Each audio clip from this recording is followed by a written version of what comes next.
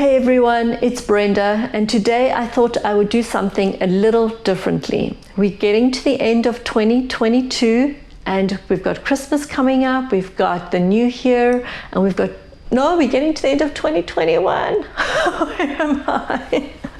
We've got 2022 coming. If you look back at this last year, what is one thing you wanted to do? And did you do it? Was it a challenge? Was it intimidating? I found my YouTube channel to be both that, a challenge and intimidating, but it's also brought a lot of growth and joy to me.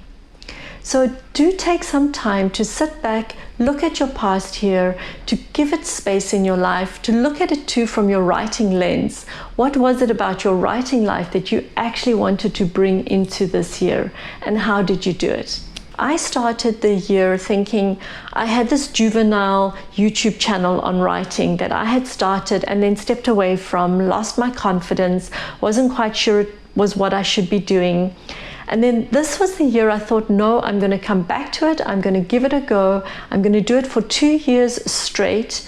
Whether people watch or not, whether they comment or not, whatever happens, I'm going to do it for 2 years straight because it will give me so much confidence to speak to the camera, to engage, to teach about writing, which I love to do. I love teaching and I love writing, and so I want to help people. So I thought, let me do this for 2 years.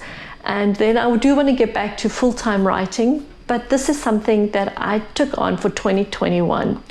And I launched it again in March, and I'm really thrilled with the people who participate, who watch my videos regularly, who make comments.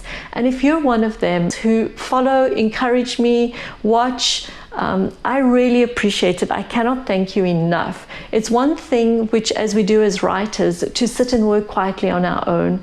It's another thing to actually realize that people are appreciating what you're doing. And so thank you for all your words of appreciation and encouragement. Another thing I thought I would do today, which I thought was kind of fun and different, is we often think about our writing voice and our writing style. And I thought one of the ways we actually find our writing voice and our writing style, and if you haven't seen it yet, I do have 4 videos on your writing voice, which you can watch here. But one of the things I really want to convey is that your writing is a reflection of who you are.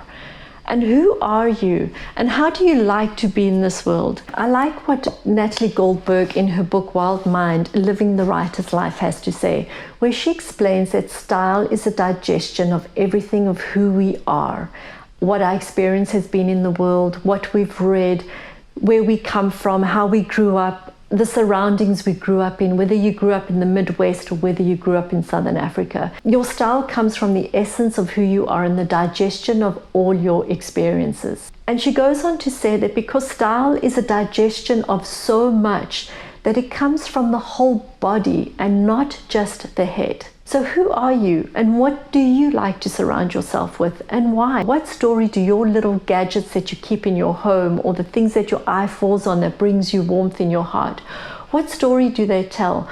What part of the style are they for you? Ernest Hemingway said that if a writer knows something, even if they don't write about it, it is present in their work. And so what is your style? How do you reflect it in your personhood? How do you reflect it in your environment? And how does it show up on the page? Because it does. It's part of your style without you even knowing it. Because the essence of who you are comes out onto the page. And one of the ways to inspire yourself is to surround yourself with things that you like. To have your little writing niche, that little writing corner, that sacred space of yours where you like to be creative and to write, to surround yourself there with things that you love. I have things that I really like in this corner of my living room.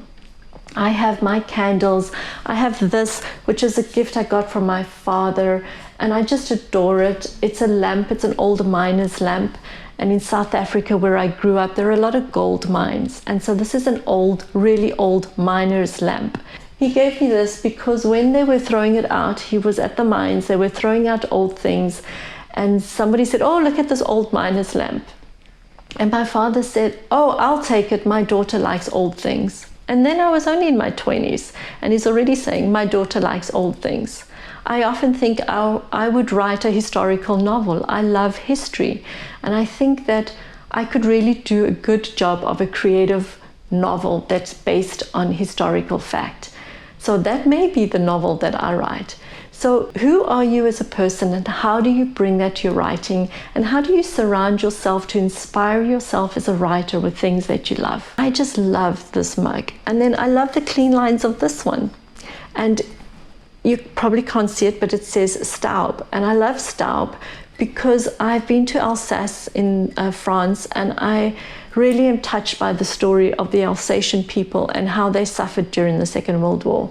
So this little mug, whenever I read it, or this mug, whenever I drink out of it, when I take it with me into my writing room, it makes me think of other people, it makes me think of other people's struggles, and it really inspires me. So I write to make a difference in this world, and so a mug like this reminds me that there are people who didn't get to do what I get to do.